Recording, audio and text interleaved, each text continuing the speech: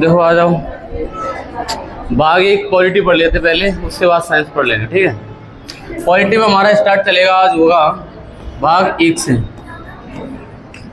हमने बताया था कि पिछले जो हम कर चुके हैं वो हम संवैधानिक विकास किया है। संवैधानिक के विकास के साथ साथ मैंने संविधान सभा कर ली है, और इसमें मैंने बहुत सारे एक्ट पढ़ लिए हैं, अनुसूचियाँ पढ़ ली हैं, और भारतीय संविधान के विदेशी स्रोत भी पढ़ लिए हैं। यही पढ़ा है। और इसके बाद इससे आगे हमारा अब शुरू होता है संविधान के भाग, और भी 22 भाग होंगे हमारे, और 22 भागों को सब पार्ट करके 25 पढ़ रहे होंगे।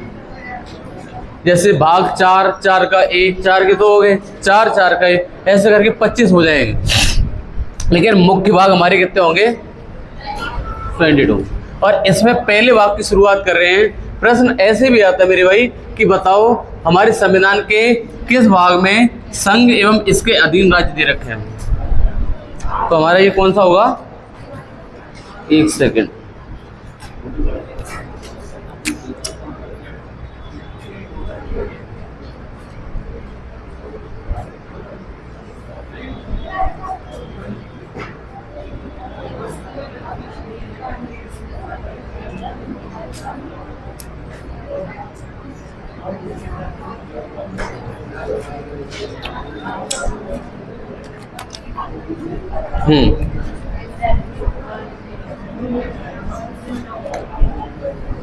आप कहेंगे संघ और इसके अधीन राज्य होंगे, ठीक है।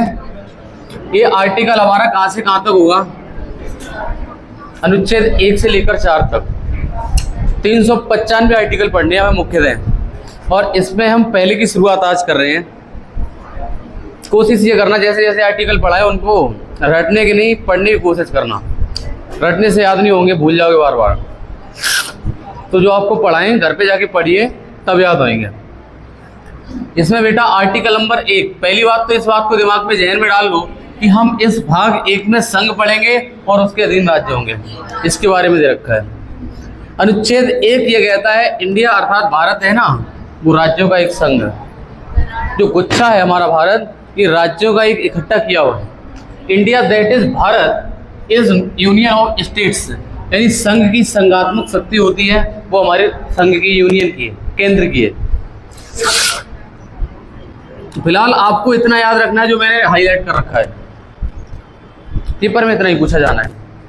इंडिया अर्थात भारत राज्यों का संघ हमारे किस आर्टिकल में? 1 में। संघात्मक शक्तियां कहां से अडॉप्ट करेगी है? भाई हमारा केंद्र है, संघ है, तो संघ कौन चला रहा है? नरेंद्र मोदी, और इसकी संघात्मक शक्तियां हैं। और ये संघात्मक शक्तियां कहां से अडॉप्ट करेगी हैं? कनाडा से। संघात्मक शक्तियां कनाडा से अडॉप्ट करेंगी हैं। अर्थात हमारे देश में जो संघ सेंटर होता है वह मौजूद होता है, और राज्य अधीन यानी कमजोर होते हैं। जो राज्य होते हैं वो हमारे केंद्र के अधीन होते हैं।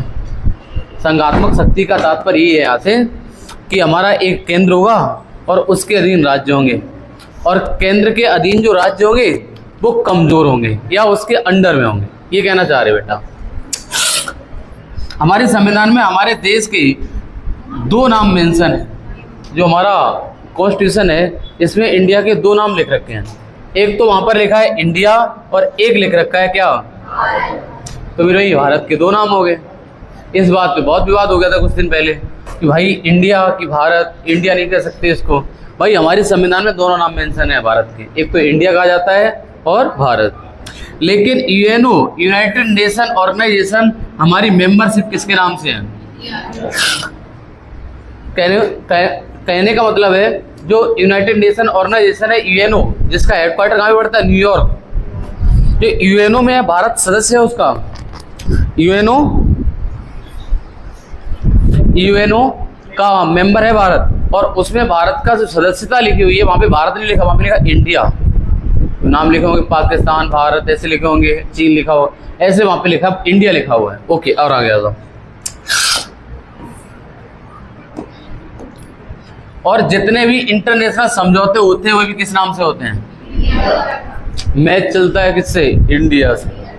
बोले इंडिया का मैच है आज, तभी तो इंडिया बोलते हैं वहाँ पे। अंतर्राष्ट्रीय तौर पर भारत को इंडिया के नाम से जाना जाता है। India, India, India. अच्छा, इंडिया नाम यूनानियों ने दिया था पहली बात। ये नाम किसकी देन है? इंडिया यूनानियों की देन है। ये सब बातें आपको पढ़ाएंगे, क्यों कहा जाता है इसको इंडिया, क्यों हिंदुस्तान कहा जाता है।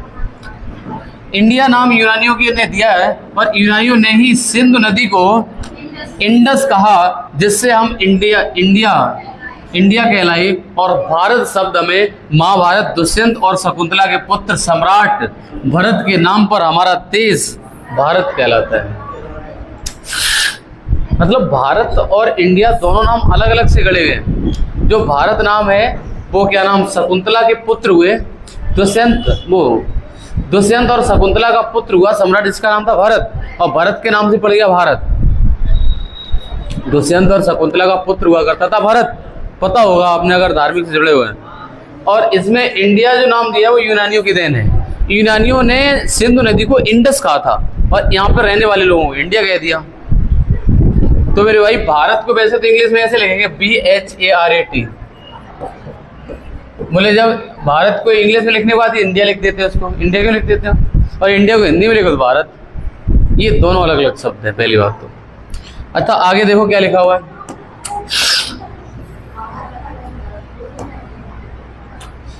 अच्छा, अगर हम बात करें भारत अर्थात इंडिया, इंडिया में लगभग 68.9 लगभग 70% लोग ग्रामीण हैं। पूरा 70 मत मानना, 69 के समथिंग मान लो। 68.9 का मतलब लगभग 69% लोग हैं ना, वो गांव में रह रहे हैं। अब तुम्हें यहाँ से ये अंदाजा लग रहा होगा कि शहर में कितने लोग रहे। अगर 100 लोग हैं, 100 में 30 लोग शहर वाले और 70 लोग, तो शहर वाले किसकी वजह से हैं? गांव वालों की वजह से। ऐसा नहीं गांव वाले शहर वालों की वजह से, शहर वाले गांव वालों की वजह से। अगर गांव वाले कुछ करना बंद कर दे, शहर वाले ठप हो जाएगा। वहाँ पूरा शहर चलता है तो गांव वालों ने। अगर गांव के इंसान मार्केट में आना बंद कर दें तो बाजार सूना सूना लगता है। फिर आगे आ जाओ। अच्छा, जनसंख्या जो शहर की है वो कितने परसेंट है? 31.1%। गांव का अपना एक अलग मजा, और उसी में हम आते हैं और आप आते हैं, देसी लोग कहते हैं। ठीक है, आ जाओ। नहीं, गांव में रहता हूं मैं तो। आर्टिकल दूसरे की बात कर रहा हूँ। आर्टिकल 1 हो गया है, आर्टिकल 2 की बात करने जा रहे हैं। आर्टिकल 2 में पहले में समझ लिया, भारत अर्थात राज्यों का संघ। ठीक है। दूसरा, भारत में नए राज्यों और नए क्षेत्रों का प्रवेश। दूसरा अनुच्छेद ये कहता है कि अगर तुम हमसे मिलना चाहो तो मिला लेंगे तुम्हें। दूसरे आर्टिकल की यही परिभाषा दे रही है। क्या दे रही है? ये कह रहा है भारत में नए राज्यों और नए क्षेत्रों का, हाँ यहाँ लिखा अर्थात करके मैंने बड़ा वर्ड यूज करा है, और इससे हमें बड़ी हेल्प मिली है। अर्थात का मतलब इसी का मीनिंग लिखा होगा, किसी बाहरी राज्य को मिलाया जाता है उसे अनुच्छेद। क्वेश्चन ऐसे भी आ सकता है, किसी राज्य को अगर हम भारत देश में मिला रहे हैं तो किस अनुच्छेद के तहत मिलाएंगे? तो कहेंगे हमारे पास प्रावधान है, हमारे संविधान में अनुच्छेद 2 में ये कानून लिख रखा है कि अगर कोई बाहरी देश मिलेगा अनुच्छेद 2 के तहत मिला लेंगे उसको।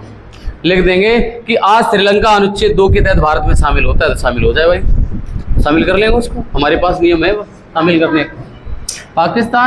पाकिस्तान ऐसे मानते कि पाकिस्तान हमारा शत्रु देश है, कभी हमला भी कर सकता है, तो मिलाना मुश्किल पड़ जाएगा उसको। या फिर उस पर इतना कंट्रोल करना करेगा कि वहाँ के आतंकी सब मार गिराओ, सब उसके हथियार लेस कर दो उनको, तब मिला लो उनको। अच्छा, एग्जाम्पल की बात करने जा रहे हैं। सिक्किम पहले एक भारत की एक रियासत हुआ करती थी, उसे बाद में 35वें संविधान संशोधन के तहत 1974 में सिक्किम को एक सह राज्य का दर्जा दिया गया। असम का सह राज्य बनाया था पहले सिक्किम को। सिक्किम भारत में नहीं था। सबसे पहले सिक्किम को असम का सह राज्य बनाया था। वो कौन सा संविधान संशोधन था? तो आप कहेंगे हमारा था 35वां संविधान संशोधन। और आगे देखो योगेश, अगले ही साल 36वें संविधान संशोधन 1975। भाई पहले भारत का हिस्सा नहीं था, सिक्किम को सह राज्य बनाया 1974 में। अगले ही वर्ष 36वां संविधान संशोधन कर दिया। बोले मैं सिक्किम को पूर्ण राज्य का दर्जा दिया गया और सिक्किम का भारत का बना कौन सा राज्य? 22वां राज्य। वर्तमान में भारत में कितने राज्य हैं? 28 राज्य। तो 22वां राज्य बनने वाला था, वो कौन सा था? तो इसका कॉन्स्टिट्यूशन अमेंडमेंट याद कर लो, कौन सा बेटा? 36वां। और 22वां राज्य बना। यहाँ पर हमारा अनुच्छेद 2 खत्म हो गया और यहाँ तक की बातें आपको बड़े अच्छे समझ में आई होगी। अनुच्छेद 1 ये कहता है कि भारत अर्थात राज्यों का संघ है। दूसरा हमारा आर्टिकल ये कहता है कि हम बाहरी क्षेत्र या राज्य को मिला सकते हैं, जोड़ सकते हैं, आर्टिकल 2 कहता है। आर्टिकल 3 की शुरुआत बेटा, आज शुरुआत बेहतर नहीं बेहतरीन हो रही है भाई। आर्टिकल 3 ये कह रहा है हमारा, birth of new states in India, change in their names and boundaries. अंग्रेजी ना पढ़ो, हिंदी पे आ जाओ। भारत में नए राज्यों का जन्म, इनके नाम और सीमाओं में। अगर हम उत्तर प्रदेश को आज 4 जगह बांटें, उत्तर प्रदेश के 4 हिस्से करना चाहे तो आर्टिकल 3 की जरूरत पड़ेगी हमें। किसकी? उसमें लिखना पड़ेगा हम उत्तर प्रदेश के 2 टुकड़े करते आर्टिकल 3 के तहत कर दो, हो जाएंगे भाई। बिल पास करना पड़ेगा, एक्ट बन जाएगा, पास हो जाएगा और बट जाएगा 2 जगह। समझ रहे हो? और जैसे ये वाला हमारा उत्तर प्रदेश है, इसमें बीच में बाउंड्री और पड़ जाएगी। ये तो लिखा हुआ है भारत में नए राज्यों का जन्म, नया राज्य बन जाता राज्य में से, और इसके नाम और सीमा में पड़ता। सीमा बना दो उसकी कि यहाँ से इधर का अलग, पूर्वी उत्तर प्रदेश, पश्चिमी उत्तर प्रदेश। कब से डिमांड चली आ रही है कि उत्तर प्रदेश के 2 भाग कर दो, पश्चिमी उत्तर प्रदेश अलग और पूर्वी अलग। तुम किस में आते हो? अरे तुम्हें जे नहीं बता रहे कहाँ रहे उत्तर प्रदेश। हम लोग उस रीजन में रहते हैं जहाँ पर कंपटीशन सबसे ज्यादा होता है। वो क्षेत्र है जहाँ पर आदमी होशियार, क्या मतलब बहुत ज्यादा एक्स्ट्रा टैलेंटेड है यहाँ पे आदमी। ये पश्चिमी उत्तर प्रदेश, ये एनसीआर से लगता हुआ एरिया है। ये हम लोग पश्चिमी उत्तर प्रदेश में आते हैं। कहीं मोबाइल में नेटवर्क देना, कभी कभी आता लिख के। वेस्ट यूपी में रहते हैं हम लोग। ईस्ट यूपी के तो उधर ईमानदार लोग हैं, है तो हम भी ईमानदार, खैर उधर साइड के ज्यादा ईमानदार होते हैं। हाँ इधर देखो। अच्छा, मैंने एग्जाम्पल बताने की कोशिश करिए बेटा। 2 जून 2014 को BN कृष्णा कमेटी की रिकमेंडेशन पर तेलंगाना एक्ट पारित करके, देखो तेलंगाना एक्ट पास हो गया। और कौन सी कमेटी की रिकमेंडेशन? BN कृष्णा कमेटी की सिफारिश पर तेलंगाना एक्ट को पारित करके हमारे देश का 29वां राज्य बना था। तारीख याद है 2 जून 2000। देखिए कितनी बार ये इसके बाद करंट में क्वेश्चन कई बार पूछा गया था, लेकिन अब नहीं पूछ रहा है। उस टाइम पे इसका ट्रेंड बन गया था कि तेलंगाना एक नया राज्य बनाए। कब बना? 2014 की डेट पूछी जाती थी, 2 जून को बना था। अच्छा, ये कौन सा राज्य बना था? 29वां राज्य। लेकिन अभी 29वें की जगह पे कम हो जाएगा, आगे चल के यूटी बनने वाली है राज्य की तेलंगाना। अनुच्छेद 3 इकलौता ऐसा अनुच्छेद है जिसकी प्रोसेस शुरू करने से पहले राष्ट्रपति की परमिशन। भाई हम राज्य बदलने जा रहे हैं, हम कह रहे हैं यूपी के 4 भाग करने जा रहे हैं। ऐसा नहीं आप सीधा राज्यसभा लोकसभा में बिल पेश कर दो जाके, पहले आप राष्ट्रपति के पास आएंगे साइन कराने। किसके पास जाएंगे? राष्ट्रपति के पास। सही है, आ गया तुम बेटा। मैंने ये सब पढ़ाने के बाद आपको ये समझ में आया आर्टिकल 1 के तहत भारत यानी राज्य की परिभाषा दे रखी है। आर्टिकल 2 में दे रखा है कि हम किसी बाहरी राज्य को मिला लेंगे। आर्टिकल 3 ये कहता है, आर्टिकल 3 में कहा गया है कि हम भारत के राज्यों को ही डिवाइड कर लेंगे, बीच में बाउंड्री बना लेंगे, नाम और रख देंगे नया कि पश्चिमी उत्तर प्रदेश रख देंगे एक का। अच्छा, इसके बाद अगला आर्टिकल 4 आता है, इसको कहते हैं ऑर्डिनरी बिल, साधारण विधेयक। बेटा इस वाले में क्या आपको खासम खास मिलेगा? इसमें मिलेगा अनुच्छेद, साधारण बिल कहता है इस अनुच्छेद के अनुसार आर्टिकल 1, 2 और 3 को प्रभावित करने वाला कोई भी कानून बनेगा तो उसके लिए संशोधन विधेयक पारित करना पड़ता है। अगर तुम मान लिया कोई बाहरी राज्य बनाते हो तो आपको एक संशोधन विधेयक लाना पड़ेगा। ऐसे नहीं कि आज श्रीलंका ने कहा कि मिला लो, तुमने कहा हाँ मिल गया, आज शाम को ही मिल गया। भाई उसके लिए आपको अमेंडमेंट करना पड़ेगा संविधान में, वहां पर लिखना पड़ेगा इस संविधान संशोधन के तहत आज श्रीलंका को मिलाया जाता है। श्रीलंका को ही ज़्यादा मिलाते हैं, बार बार श्रीलंका को उठा लेते हैं। वही थोड़ा सा नीचे लटका पड़ा, मिला लो किसी दिन उसको पकड़ के। अच्छा आगे देखो, ये लिखा हुआ है, लेकिन अनुच्छेद 4 में लिखा है अगर आर्टिकल 1, 2, 3 प्रभावित करने वाला कोई भी कानून बनता है तो उसके संविधान संशोधन की अनिवार्यता नहीं है। ये काम एक ऑर्डिनरी बिल, साधारण विधेयक से भी किया जा सकता है। एक हम साधारण विधेयक पास कर लें, उससे भी ये काम हो सकता है। जो आर्टिकल 1, 2, 3 में जब बाहरी राज्य को मिला रहे थे, हम राज्य से राज्य बना रहे थे काट काट के, ये वाला काम हम डायरेक्ट एक साधारण विधेयक पेश करके भी कर सकते हैं। ये वाला, ये साधारण विधेयक क्या होता है, एक नया शब्द आ गया। साधारण विधेयक आगे पढ़ने को मिलेगा डेप्थ में, बड़ा मजा आने वाला उसमें। अभी बता भी दें तो आप शायद समझना मुश्किल हो जाएगा, आगे की चीज़ है ये। आप अभी जान लो साधारण विधेयक के तहत ये काम हो सकता है, हमारा आर्टिकल 4 कहता है।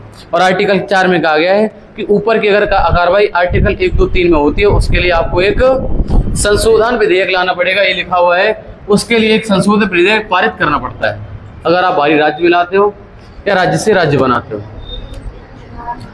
यहाँ तक जाने के बाद आप कहेंगे हमारा भाग 1 खत्म हो जाता है, हमारे संविधान का भाग 1 खत्म हो गया है। संविधान का भाग 1 हमारा कितने आर्टिकल से कितने तक चला, 1 से 7, बड़ा छोटा है। अच्छा, अब हम पढ़ेंगे भाई साहब एवोल्यूशन ऑफ स्टेट्स। कहें तो मेरे भाई राज्यों का गठन। भाई हमारा संविधान बनके रेडी हो गया था, अब राज्यों का गठन होना था। राज्यों का गठन कैसे होता है भाई, प्रश्न एक एक लाइन में छुपा हुआ, प्लीज छोड़ के मत को चलना। देखो 1947 में जब आज़ादी मिली तो आज़ादी के ही पश्चात सबसे महत्वपूर्ण कार्य हमारे देश में अलग अलग रियासतों का विलय करना था, एकीकरण करना था, मिलाना था। भाई सब ऐसे बिखरा पड़ा था, संविधान तो बन चुका था, अब इसमें एकीकरण होना था उसका। ये सबसे बड़ी अड़चन आ गई सामने। देखो जब हम आज़ाद हुए तब 9 ब्रिटिश प्रांत हुआ करते थे और हमारे देश में 600 में से 542 रियासतें बची थी, यानी 58 रियासतें पाकिस्तान जा चुकी। अच्छा, और आगे देखो, ये रियासतें जगहों की बात कर रहा है, रियासतों का मतलब है। और आगे बेटा और आगे बात करोगे तो इन्हीं 542 रियासतों का एकीकरण का काम किया सरदार वल्लभ भाई पटेल ने। हम मिला रहे, देखो भारत में इनको जो 542 रियासतें बची हैं इनको हम मिला के दिखा रहे हैं, और इन्हीं 542 रियासतों का एकीकरण करने का काम किया सरदार वल्लभ भाई पटेल ने। और इसलिए सरदार वल्लभ भाई पटेल को भारत का क्या कहते हैं, हाँ बेटा भारत का बिस्मार्क कहा जाता है। इस वाली बात को रट्टा मारो, भारत का बिस्मार्क किस आदमी को कहेंगे, सरदार वल्लभ भाई पटेल, क्योंकि भारत का एकीकरण सरदार वल्लभ भाई पटेल ने किया था और जर्मनी का एकीकरण करने वाला व्यक्ति भी, तो उसी का नाम कॉपी कर लिया भाई, है ना, नाम कॉपी कर लिया कि हम भी बिस्मार्क हैं। तो ये बोले भारत का बिस्मार्क कौन, तो सरदार वल्लभ भाई पटेल ने हाथ उठाए, बोले हम, दोनों हाथ उठा दिए उन्होंने। बोले हम, बोले क्यों, बोले बिस्मार्क आप जो बात कर रहे हो एकीकरण का, जो मैंने काम किया वही तो काम हुआ था जर्मनी में, तो उसका नाम था बिस्मार्क, वही नाम हमारा रख, तो बोले रख दिया, पर तुम भारत के बिस्मार्क कहलाए। तुमसे अब घर पे कोई सरदार वल्लभ भाई पटेल नहीं कहेगा, तुमसे कहेगा बिस्मार्क आगे रोटी खा लो, बिस्मार्क आगे पानी पी लो, बिस्मार्क आगे आज पॉलिटी पढ़ लो। पॉलिटी पढ़ेंगे क्या ये, इधर आ जाओ। 3 रियासतों का एकीकरण में क्या आ गई भाई, प्रॉब्लम तो आती है, कोई काम करते हो प्रॉब्लम आई। एक था हैदराबाद और एक था जूनागढ़ और एक था हमारा, ये नहीं मिली, सब ने साइन कर दिए, हाँ हम भारत में मिलते हैं, साइन करते हैं, स्टार्ट हो जाते हैं, भारत का मेंबर होंगे। लेकिन 3 रियासतें ऐसी थी जिन्होंने मना कर दी, एक तो हैदराबाद, एक जूनागढ़ और एक कश्मीर। बात चल के बहुत आगे पहुंचेगी और आपको बड़ा मजा आने वाला, स्टोरी कनेक्ट करते चलना, बस शांति से बैठे रहना। तो हम तुम्हारी नैया पार ना लगा दे तो कहना। लेकिन देखो कश्मीर भारत की एकीकरण में शामिल नहीं थी, लेकिन हैदराबाद में आर्मी मिशन से, सैन्य अभ्यास से उसको भारत संघ में मिला लिया गया। भाई 542 में 3 नहीं मिल पाई थी, हैदराबाद पे प्रेशर बनाया भाई साहब, हमारी भारतीय सेना ने जाके युद्धाभ्यास किया वहाँ पे, बोले देखो मिले तो मिल जाओ, हमारे पास हथियार बहुत तंगड़े तंगड़े, मरे मिलोगे एक ही बार में। डरा गया बेचारा, ना तृप्ति, वो डर गया हैदराबाद, उन्हें हमें मिला लो, सरेंडर कर गया। कौन, हैदराबाद, वही लिखा हुआ है। लेकिन हैदराबाद में आर्मी मिशन से, सैन्य अभ्यास से उसको भारत में मिला लिया गया, डरा के धमका के हैदराबाद को मिला लिया। जनमत संग्रह करा के जूनागढ़ को भी भारत में, अब जूनागढ़ को भाई सब पंचायतें जोड़ देते हैं, कोई बात नहीं मानता, बोले सब लोग जोड़ लो, रिश्तेदार जोड़ लो, सब जोड़ लो, उनसे कपाओ। मान लिया कि तुम्हारे दो लोगों की बात नहीं हो रही, घर में लड़ाई होगी, सब रिश्तेदार इकट्ठे कर लिए, बोले बात करवाओ इनकी, उनकी पंचायत करवा देना। जब हो गया, ये तो होता है हमारा जनमत संग्रह, बोले सब लोग इकट्ठे हो जाओ और जूनागढ़ से ये वो क्यों नहीं मिल रहे भारत में, मिलो यार तुम। तो जनमत संग्रह करवाया गया, उसके तहत जूनागढ़ को भी। जूनागढ़ किधर है ये एक बार गूगल पे सर्च मारो, जूनागढ़ कहाँ पे पड़ेगा जाकर। क्या आपको लगता है मध्य प्रदेश एरिया में होगा ये? जूनागढ़ सर्च करना पड़ेगा।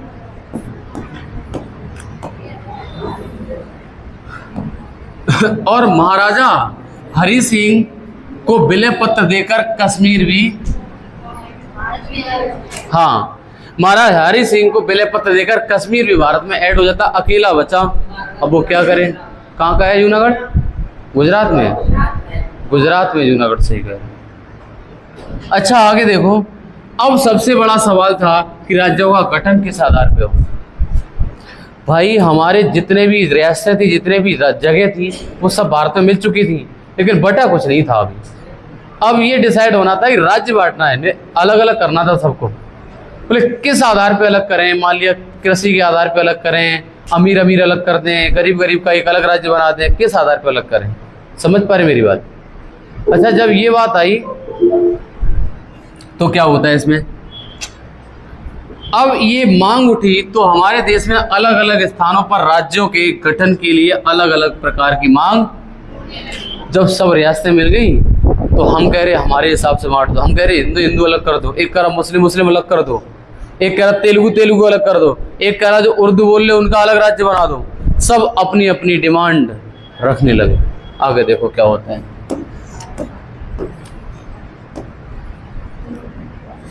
दक्षिण भारत में आंध्र क्षेत्र में तेलुगु भाषा के आधार पर राज्य बनाने की मांग होने लगी और दक्षिण भारतीय लोगों ने आंदोलन शुरू कर दिए और भारत सरकार से कहा कि हम चाहते हैं आप भारत में राज्य तो बनाएं, लेकिन बनाएं किसके आधार पे?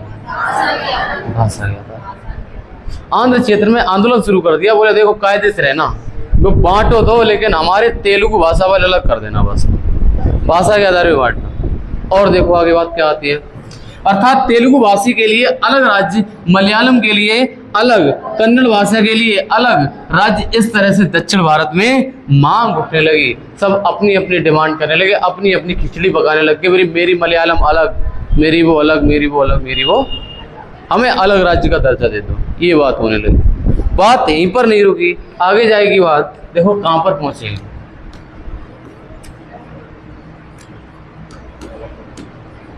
1948 में पंडित जवाहरलाल नेहरू ने धर आयोग, धर कमीशन का गठन किया।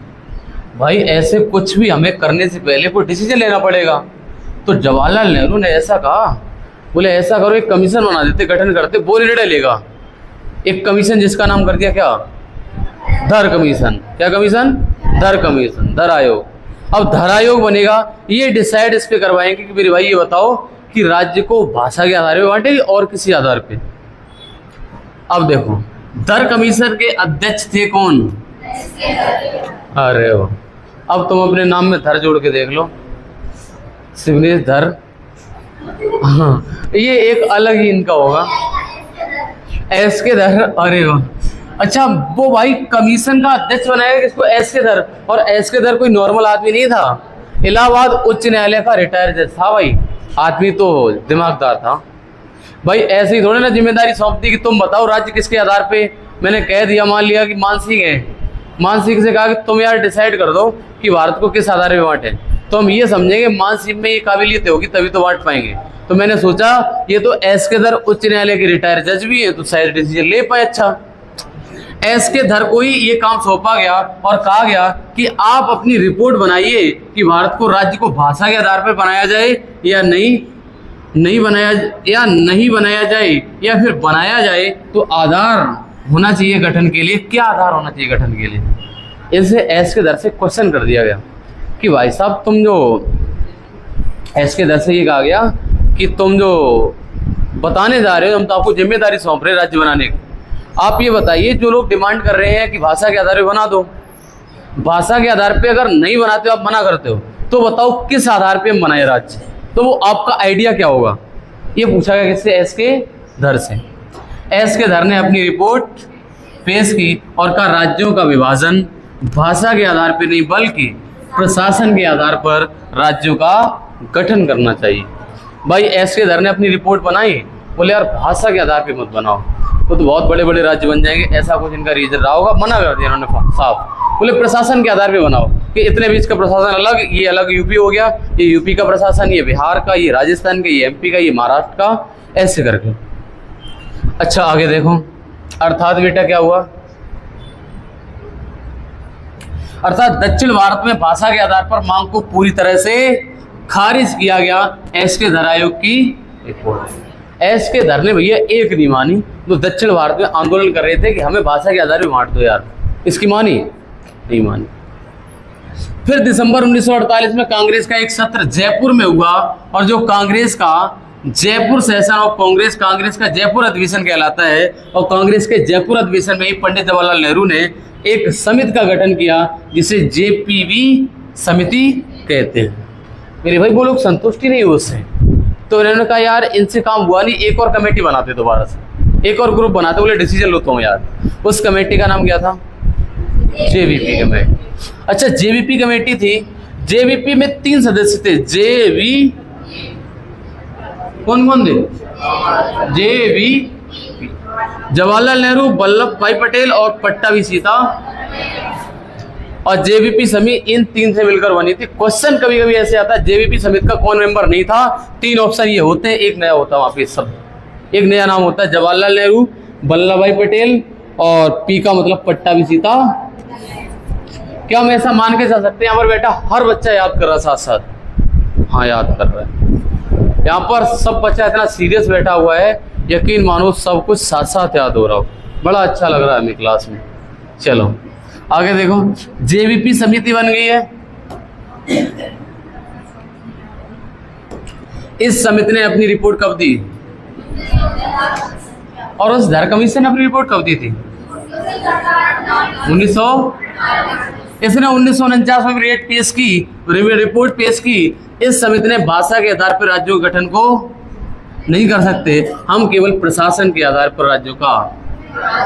बोले नहीं हो पाएगा भाई हमसे, गलत बात। बोले भाषा के आधार पर नहीं बांट पाएंगे, प्रशासन के आधार पर बांटो, अलग अलग राज्य का अलग अलग प्रशासन, भाषा वाले नहीं कि एक भाषा वाले एक करेंगे, भाई ऐसा नहीं हो पाएगा। ये कौन सी कमेटी थी? जेवीपी। ये गठन कौन करवा रहा था? जवाहरलाल। अच्छा आगे देखो, अब क्या होगा योगेश भाई? जब बात तुम्हारी मानी नहीं जाएगी तो तुम क्या करोगे? अनशन पे बैठ जाओगे, रोटी नहीं खाओगे, धरना दोगे, ये होगा ना। देखो तो उसके बाद दक्षिण भारत में आंदोलन तेज हुआ और तेलुगु भाषियों ने इस आंदोलन को तेज कर दिया। भाई वही तो चाह रहे थे, उन्हीं ने तो आग जलाई थी। तेलुगु भाषा वाले तो कह रहे थे हमें अलग कर दो आंध्र प्रदेश साइड को, तो उन्होंने मेरे भाई क्या कर दिया? अपने आंदोलन को तेज कर दिया। दक्षिण भारत में चल रहे थे आंदोलन का नेतृत्व कर रहे थे कौन? पोट्टी श्री रामालू। क्या? पोट्टी श्री रामालू। अच्छा पोट्री तो नहीं है यार, पोट्री है शायद, एक बार चेक करना गूगल। तो सही है। पोट्टी श्री रामालू आमरण अनशन में भूख हड़ताल में बैठ गए, बोले हम रोटी नहीं खाएंगे। किसकी मांग कर रहे थे? हमें चाहिए तो भाषा के आधार पे, कह रहे तेलुगु को अलग बनाओ, मलयालम का अलग बनाओ, हमें नहीं चाहिए कुछ। और ये इधर जवाहरलाल नेहरू क्या करते थे? एकदम कमेटी गठित करी, बोले बताओ, वो कहते नहीं भाई भाषा के आधार पे नहीं, मना कर देते। अब देखो 1952 में पोट्टी श्री रामालू की मृत्यु हो गई, तो सरकार पर एक दबाव बना कि हमें तेलुगु भाषियों को जल्दी से जल्दी शांत करना होगा, इन्हें जल्दी तेलुगु भाषा के आधार पर राज्य बनाकर। भाई एक आदमी मर गया, जो रामालू था ना, वो मर जाता है, ये तो लिखा हुआ है कि इसकी डेथ हो जाती है तो सरकार के ऊपर दबाव बनता है, बताओ यार तुमने किसी आदमी की डिमांड पूरी नहीं करी, इसलिए मर गया वो। जैसे भी धरना चल रहा है अभी प्रयागराज में, शिक्षा सेवा चयन आयोग पर धरना दे रहे लगातार लड़के लड़कियां जा रही है। अगर भाई पे एक डेथ हो जाए ना, बाई चांस एक की जान चलेगी ना, तो सरकार देती घूमेगी। फिर इसको पता चल जाएगा। अभी तो बस क्या करती, पुलिस भेजी, भाई मारो डंडा इनको, रात में रपटाते हैं उनको वहाँ से। बहुत प्रताड़ना मिल रही बच्चों को वहाँ पे। अब देखो क्या होता है। जवाहरलाल नेहरू के द्वारा पहली भाषा के आधार पर राज्य बनाया गया, जिसका नाम था, बड़ा स्वर्णिम अक्षरों में नाम आता है इसका। यानी कितनी बार रिपीटेड क्वेश्चन है बेटा कि कौन सा पहली भाषा के आधार पर गठित हुआ, तो आंसर आएगा क्या, आंध्र प्रदेश। और कब हुआ, 1 अक्टूबर 1953 को पहली भाषा के आधार पर गठित होने वाला राज्य बना, जिसका नाम था क्या, आंध्र प्रदेश। इस बात को दिमाग में रख लो। कौन कौन सी कमेटी बनी ये भी याद रखना, किसने कमेटी बनाई ये भी याद रखना। एक जेबीबी बनी थी और एक एसके दर बनी थी। बात समझ में आ रही है, याद रखना। कल सुनेंगे वगैरह हम, और नहीं सुनेंगे वो आगे आपके एडेंगे, कब सुनेंगे हम, मेरा इच्छा होगा तब सुन लेंगे। अब देखो, एवोल्यूशन ऑफ स्टेट एक्ट 1956, राज्यों का पुनर्गठन। अब राज्यों का पुनर्गठन शुरू हो जाएगा।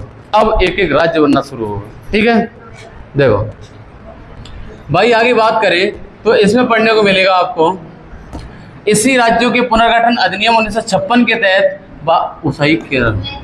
जो पुनर्गठन अधिनियम है कौन सा, डेट भी याद कर लो, ये 1956 का राज्यों का पुनर्गठन अधिनियम। अच्छा आगे बात करें, इसी राज्यों के पुनर्गठन अधिनियम के तहत भारत में राज्यों का और केंद्र शासित प्रदेशों का प्रावधान किया गया। 1956 के तहत राज्य बनना शुरू हो गए। 14 राज्य और 6 यूटी यानी संघ शासित बना दिए गए, और ये 14 राज्य केंद्र शासित प्रदेशों के प्रशासन के आधार पर अलग कर दिया। 14 राज्य और 6 यूटी, 14 राज्य 6 यूटी किसके आधार पे, प्रशासन के आधार पे। किसके आधार पे, प्रशासन के आधार पे इनको अलग कर दिया गया। और बेटा बात करें वो 14 राज्य कौन से जो सबसे पहले अलग किए गए थे, तो एक असम था, बिहार था, बॉम्बे था, जम्मू कश्मीर था, यूनाइटेड प्रोविंस कहे तो संयुक्त प्रांत जो यूपी है, और एक पंजाब था, एक केरला था, एक मद्रास था, एक मैसूर था, एक उड़ीसा था, एक मध्य प्रदेश था, एक राजस्थान था, एक आंध्र प्रदेश था और एक वेस्ट बंगाल। ये 14 राज्य और एक यूटी की बात करें 6 यूटी थी, दिल्ली, त्रिपुरा, अंडमान निकोबार, हिमाचल प्रदेश, मणिपुर और लक्षद्वीप। तो यार ये तो नई बात निकल गई आगे, जो मैंने उधर भाषाएं लागू करवा दी 14 जब संविधान लागू हुआ था, तो 14 राज्य और 6 यूटी हैं। विशेष ध्यान रखना, हिमाचल प्रदेश आपको अभी राज्य दिखता है लेकिन पहले यूटी हुआ करता था। शायद कोई अच्छा नया होगा उसको बड़ा अजीब लग रहा होगा, यार ये तो राज्य है अभी। हाँ तो दिल्ली,